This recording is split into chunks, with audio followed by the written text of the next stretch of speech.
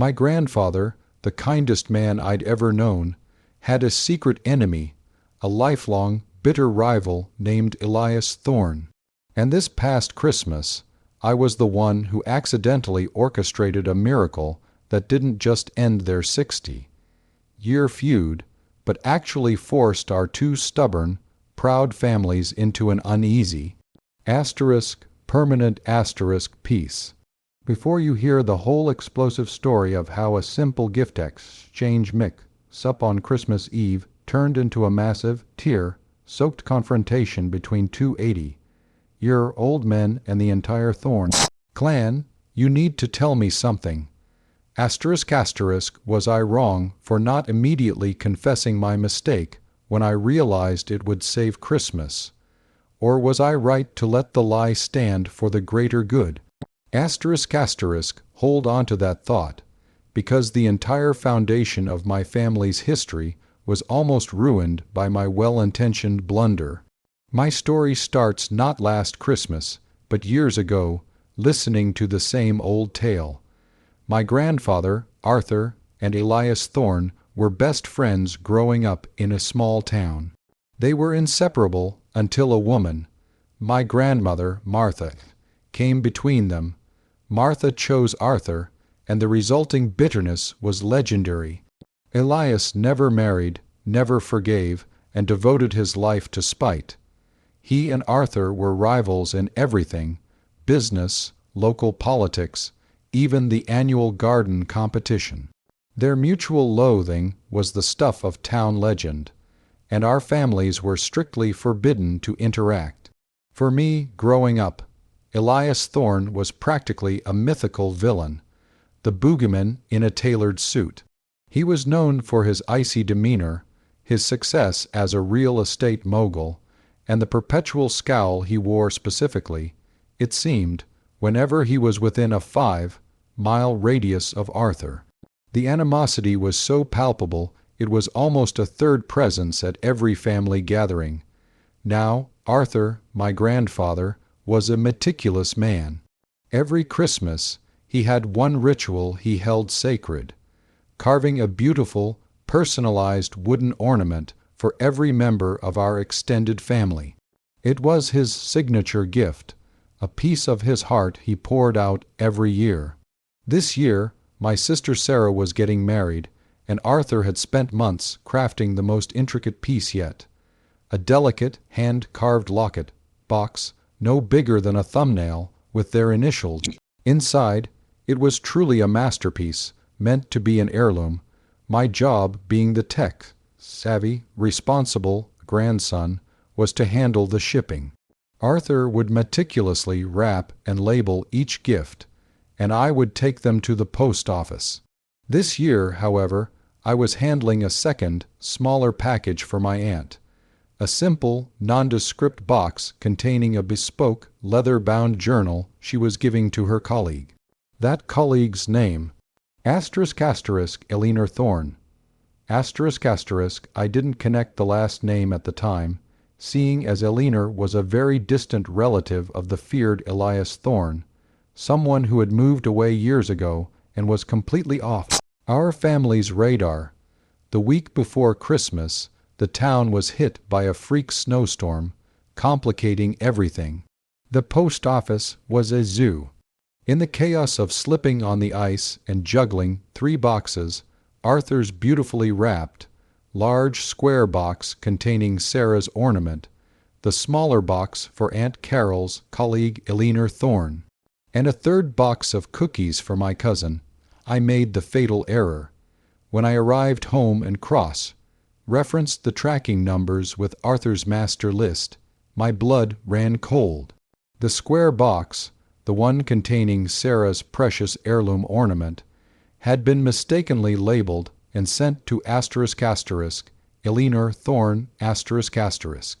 Aunt Carol's relatively inexpensive journal was now on its way to my sister. I had switched the labels. The heirloom was going to the *enemy*. I tried everything. I called the post office, but the package was already processed for delivery on Christmas Eve.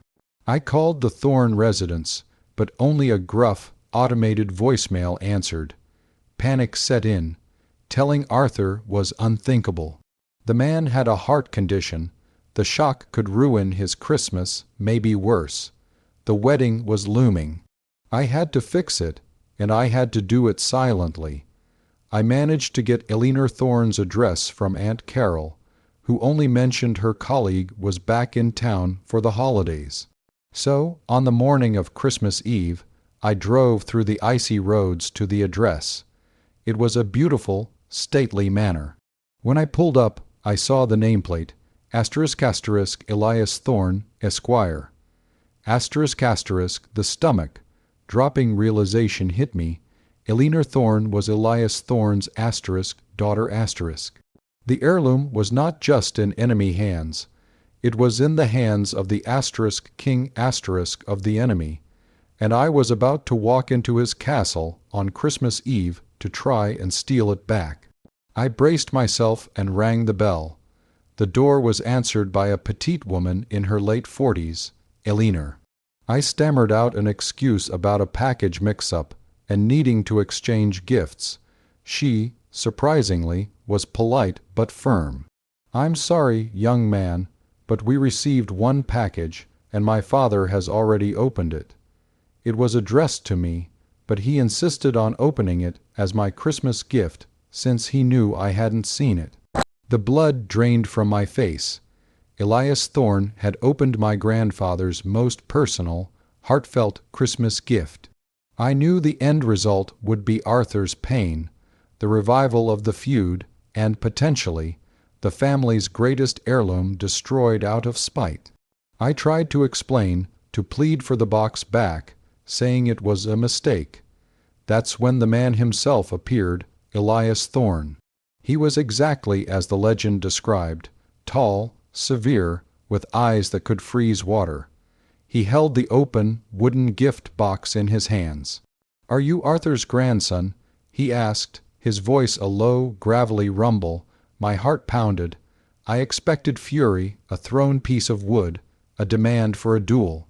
Instead, a strange, unreadable expression was on his face. He extended the box to me, but instead of the delicate locket box I expected to see, there was a simpler, but equally finely carved, wooden plaque. It was a plaque Arthur had made years ago, a piece he kept in his workshop, which had been in the bottom of the packaging box as padding. Elias then pointed to the true gift, the locket box, which was sitting nestled * in his hand *. "Elinor," he commanded, "fetch the gift I was going to give you." She returned with a beautifully wrapped item. He looked at me, his eyes piercing. "Your grandfather's gift is beautiful. He must have put a great deal of work into this. I've heard he's a woodworker." It was at that moment, standing in the lion's den, that I looked at the two pieces Arthur's locket box and the gift Elias was about to give his daughter, and realized the unintended swap was much more complicated. Elias Thorne's gift to his daughter was a beautifully restored, antique music box. But the small, delicate locket box Arthur had carved, with its tiny, intricate lock mechanism, spoke a different language to Elias. I saw the way he held it, not with scorn, but with a surprising gentleness. He told me that when he saw the initials S and J, Sarah and James, my sister and her fiancé, he realized it was a family piece. But the sheer craftsmanship, the love poured into the piece, had struck him. He admitted, in a voice barely above a whisper, that he hadn't created anything with that much devotion since. Well, since he and Arthur had been friends, building a secret treehouse together as boys. So that's the situation I was in. Elias Thorne, the boogeyman, was holding my family's heirloom, and for the first time in 60 years he wasn't looking at Arthur's family with hate, but with a flicker of respect, maybe even nostalgia. If I corrected the mistake now, revealed that the gift wasn't intended for his family, the fragile moment would shatter. The feud would reignite with the force of a supernova, fueled by 60 years of resentment, and now, the insult of a fake gift. But if I let the lie stand, if I simply let Elias keep the heirloom for a few hours and returned with his own gift, I could maybe, just maybe, use this accidental opening to force a truce.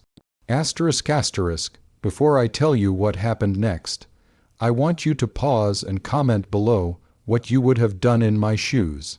Would you have owned up to the mistake and risked the fallout, or perpetuated the lie for the slim hope of peace? I took a deep breath. I chose the lie. I looked Elias Thorne straight in his steely eyes and said, "Mr. Thorne, this was not a mistake. My grandfather, Arthur, sent this specifically to you and Eleanor. He wanted you to have it as a gesture of goodwill." I forced a small, nervous smile. He knew Eleanor was in town, and he wanted to finally put the past behind him. He said life is too short for 60 years of cold silence. It was the boldest, most terrifying fabrication I'd ever uttered. Elias Thorne was silent for a long, agonizing moment. He studied my face, searching for the lie. Then, slowly, a barely perceptible change occurred.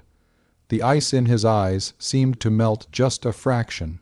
He looked at the locket, box, then back at me. "Arthur," he murmured, as if tasting the name for the first time in decades. "Very well," he finally said, his voice still low but lacking its usual severity. He handed me back his daughter's music box. "You may take this. Tell Arthur I thank him for the gesture, and tell him that I will keep his peace." My relief was immense, but it was short-lived. I had bought a temporary fire, not peace. The true climax, the part that turned the screw, happened later that Christmas Eve. I arrived back at our family home, a nervous wreck, and presented the music box to Arthur, claiming that Eleanor was delighted and sent this in return. Arthur was baffled. Why would Eleanor Thorne send me a gift, and where is Sarah's locket? I mumbled something about it being a special, delayed delivery, and rushed off to check the tracking. Before I could concoct a believable second lie, the doorbell rang. Standing on our porch, in the biting cold, was Elias Thorne. He wasn't alone. His daughter, Eleanor, and 2 of his stern-looking nephews were with him. Arthur's face went from confusion to a mask of absolute, white-hot fury. "What is the meaning of this, Thorne? Get off my property," he bellowed, his voice shaking.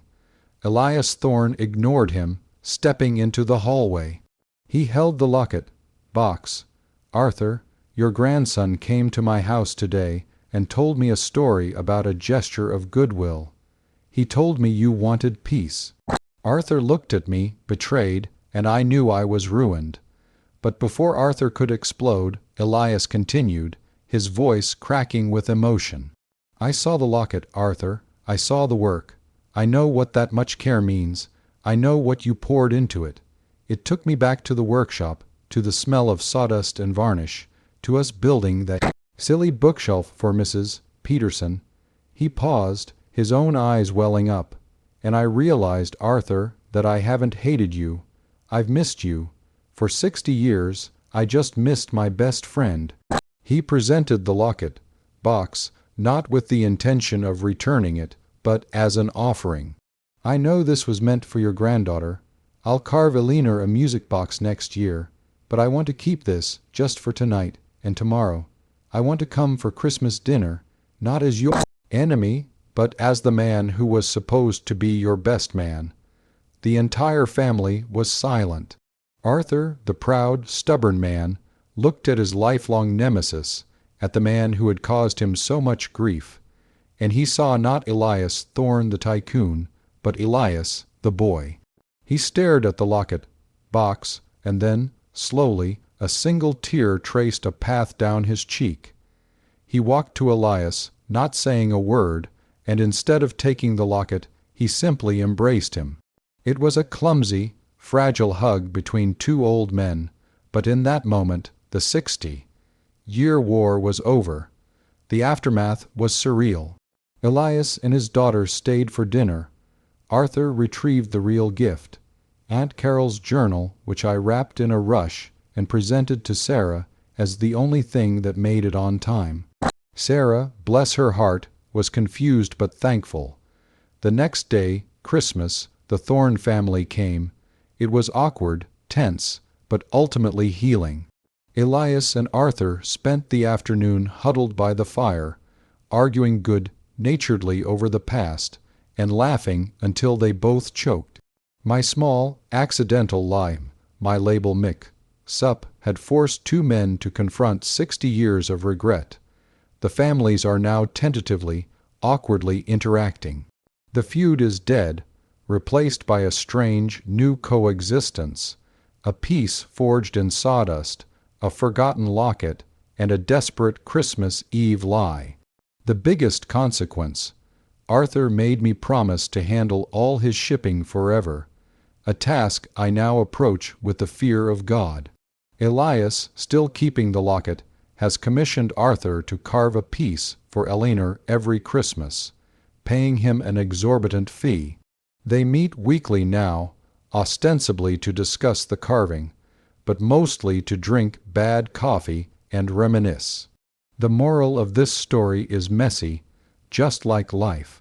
Sometimes the truth is a necessary evil, but other times a lie told out of love, or out of a desperate hope for something better, can become the foundation for a miracle. My grandfather's rival is now a strange fixture in our lives, a living reminder that the deepest hatred can mask the most profound loss. I'll forever be known as the grandson who ruined Christmas shipping, but saved 60 years of friendship. So, I'm done with the story. Let me know what you think. ***, like this video if you were on my side for letting the lie stand. Subscribe for more stories like this from the Reddit trenches, and share your final thoughts on this whole mess in the comments section below. Was Arthur right to forgive Elias after all those years? ***, I'll see you all in the next story.